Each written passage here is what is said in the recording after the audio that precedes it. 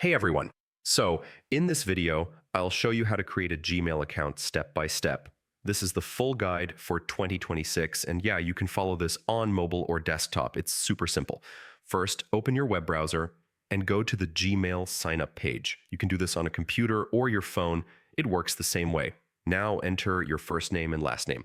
After that, choose a username. This will be your new Gmail address. Next, create a strong password and confirm it. Make sure it's something secure but easy for you to remember. Now, Google may ask for your phone number. This helps with account verification and recovery if you forget your password. You can also add a recovery email if you want. If you add a phone number, Google will send a verification code. Enter the code to continue. Next, review Google's privacy and terms. Scroll through the page, then accept to continue creating your account. And that's it. Your Gmail account is now created. You'll be taken directly to your inbox, where you can start sending and receiving emails. And yeah, that's how to create a Gmail account in 2026. If this guide helped you, like the video, subscribe to the channel, and I'll see you in the next tutorial.